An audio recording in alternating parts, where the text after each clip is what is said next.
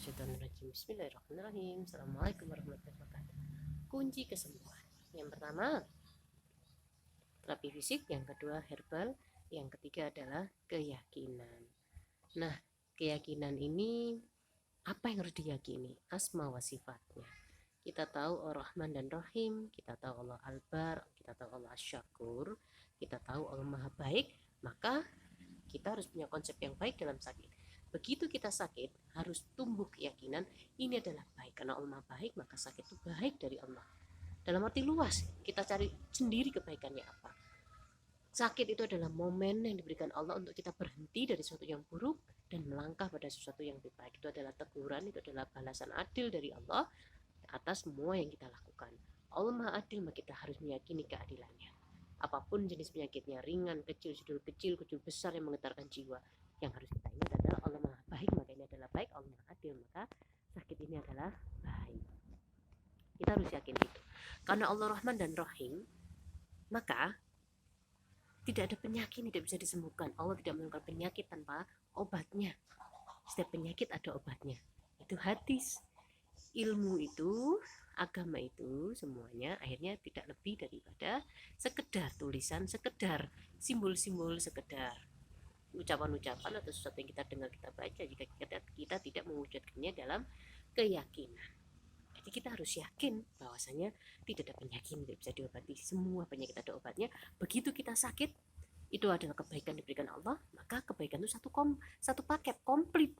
Sakitnya diberikan, obatnya diberikan, waktu untuk berobatnya diberikan, uangnya diberikan, tenaganya diberikan, tabibnya diberikan, herbalnya diberikan, semua yang dibutuhkan untuk sembuh, keikhlasannya diberikan, semua diberikan. Keyakinan ini, penyakit itu ruwet karena ini tadi, karena kita tidak punya keyakinan. Terapi fisiknya sudah, kemudian herbalnya juga sudah, tapi kenapa tidak sembuh-sembuh? Ini poin yang paling besar. Nah, karena Allah Al-Bar, maka kita harus melihat. Karena Allah adalah Al-Khaliq, maka kita juga harus melihat sebagai pencipta. Allah sudah menentukan prinsip-prinsip, aturan-aturan. Ada yang disebut dengan aturan halal, toyib. Maka untuk nomor 3 dan 2, terapi fisik dan herbalnya harus baik, harus halal. Jangan karena kita sakit, tidak kagak, tidak omes, tidak betah, kita menghalalkan sesuatu yang tidak jelas kehalalannya. Kita kemudian membenar-benarkan, melibas-libaskan kebenaran kita, mendesain sedemikian rupa, mengemas sedemikian rupa, memberikan alasan-alasan sedemikian rupa tentang ini halal, ini baik, yaitu silakan. Karena apapun itu, Allah Maha mendengar, Allah Maha melihat, Allah Maha mengetahui. Jadi tidak perlu diklaimkan, tidak perlu diucapkan, tidak perlu dibenarkan. Allah yang membenarkan semuanya. Kalau toh memang itu benar halal, maka kita bisa lihat dari hasilnya, akan mendatangkan kebaikan. Setiap hal yang baik hanya akan mendatangkan kebaikan, karena barang siapa bersyukur, Allah akan mendapatkan nikmatnya. Jadi setiap kebaikan hanya akan melahirkan kebaikan. Itu harus diingat baik-baik. Kita tidak akan berdebat yang mana halal, yang mana tidak halal, silahkan ditentukan sendiri, karena semuanya adalah percakapan kita dengan Allah secara batin, secara ruhiyah, secara perbuatan. Allah menyaksikan semuanya. Nah, kita ini butuh kepada Allah dan perhatikan apa yang sudah ditentukan Allah. Ya tentu saja itu tidak ada, ya. Kita sudah ngersulo, aku loroh, menolak keadilannya, tidak mengabaikannya kebaikannya, kemudian kita mengabaikan kehalalan yang sangat ditekankan di dalam Islam. Kita hanya memilih halal, pokoknya tidak makan babi, selebihnya kita nggak peduli. Nah, itu harus diperhatikan, herbalnya, obatnya, tekniknya itu harus diperhatikan apakah halal atau tidak. Nah, ingat kisah Habil dan Qabil. Kita mengeluh soal uangnya, aduh kok butuh banyak uang dan sebagainya. Penyakit itu wal asri, butuh waktu, dan sebetulnya pasti diberikan teguran-teguran kecil oleh Allah, tapi karena kita abai, hanya kita sampai di titik sakit ini. Begitu kita sakit, kita mengeluh karena sakitnya, karena duitnya yang dibutuhkan banyak. Duit itu adalah persembahan kita kepada Allah untuk membuka kesembuhan. Seperti Habil dan Qabil mempersembahkan. Secara dohir, kita memberikan uang pada tabibnya, pada terapisnya, ataupun pada dokternya. Tapi sebetulnya secara batin, nah ini, kalau kita tidak mampu memaknainya, kita pasti mengeluh. Dari situlah akhirnya tidak barokah. Ya Allah, kalau sakit ini baik dari Allah, maka kau pasti menolong. Semua itu dari Allah, hidup dari Allah, sakit dari Allah, sembuh dari Allah, maka kau pasti menolong. Beri aku keikhlasan, beri aku kemampuan untuk ikhlas, kesabaran. Aku ingin sembuh, maka paringi aku kesembuhan. Nah, karena kita yakin sama Allah, maka pasti akan datang semuanya. Kalau kita ngersulo, duitnya sekian-sekian, nah itu jadinya. Semua itu kalau kita memahaminya adil dari Allah, maka uang yang segitu dibutuhkan. Adil untuk semua pengabdian kita. Kebanyakan kita itu hidup dalam bawah sadar saja, ini kroso loro, tapi kita tidak mempedulikan. Akhirnya jadilah menggumpal seperti ini. Nah, jadi berhenti mengeluh tentang apapun, tentang sakitnya, tentang duitnya, tentang terapinya yang sakit apapun itu, tentang proses sembuhnya. Mari kita berhenti. Apalagi yang harus kita yakini, adalah rasanya Allah Asy-Syakur.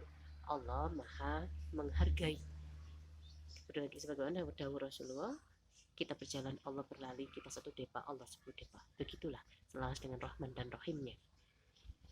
Kita sedikit saja nyuwun sepuro, dosa kita begitu banyak sekali, kita bersyukurnya sedikit sekali, kita berbuat bahasanya lebih mahir dari berbuat baiknya, kita sedikit saja menangis kepada Allah dengan begitu banyaknya dosa kita. Allah subhanallah, segera tangan kita menengadah, Allah pasti mengisinya. Nah, kenapa kita menengadah tapi Allah tidak mengisi? Tadi itu kita tidak meyakini kebaikannya, kita tidak meyakini keadilannya, kita karpe dewi. Ada di video saya yang lain, intinya Allah itu Tuhan, bukan jin, bukan tuyul, yang ketika kita membuat kesepakatan kita akan ada timbal balik, ya aku golek duit kon tak keimangan apa hati ini bayi atau yang lainnya ya. Nah, ingat itu Allah itu adalah Tuhan, maka semua terserah Allah adalah pencipta, semua terserah Allah, bukan terserah kita. Ketika kita sudah mengedepankan adab kepada Allah, maka tidak mungkin tangan kita akan diisi kosong. Itu namanya kurang ajar. Ya, sudah kita tidak meyakini, kita ngersulo, kita mengeluh, menyesalkan dan sebagainya, sampai akhirnya puncaknya kita tidak bersyukur. Akhirnya orang yang tidak bersyukur adalah orang yang terburuk, yang sangat buruk, yang tidak tahu diri dan sangat tidak pantas bersikap seperti itu kepada Allah. Apa yang diberikan Allah kepada kita tidak bisa ditulis di langit dan di bumi, tidak cukup untuk menulis semua kebaikan yang Allah berikan kepada kita. Nah, jadi ketika kita mengeluarkan uang seripis, 2 ripis, 100.000, 200.000, sejuta, 2 juta, kita harus yakin Allah Maha, Allah Asy-Syakur, Allah pasti menghargai. Bukan kita minta balen, bukan kita aku kata infak sekian, aku kata iki aku jauh ya Allah, aku akan berinfak sekian, aku akan dapat 10 kali lipat. Tidak, itu tidak ada. Tapi dalam konteks kita meyakini, beda loh ya. Coba kamu infak 10 juta, kamu nanti akan dapat 10 kali lipat. Nah, tapi niatnya aku butuh duit, aku pengen duit, berbeda. Ya Allah, kalau butuh niki, aku tidak punya uang dengan segala keterbatasanku, aku berobat dengan seperti ini, mengharapkan keridhoanmu, mengharapkan kesembuhan darimu, mengharapkan rahmat darimu. Nah, itu berbeda. Kita menghibah, seorang makhluk sudah sepantasnya memohon, sudah sepantasnya menghibah. Nah, jadi kunci kesembuhan adalah berobat fisik, terapi fisik, herbal, kemudian keyakinan. Insya Allah di KBM itu sedang berusaha ditulis ya tentang hal ini, tentang kunci kesembuhan. Semoga menjadi baik. Terima kasih banyak. Assalamualaikum warahmatullahi wabarakatuh.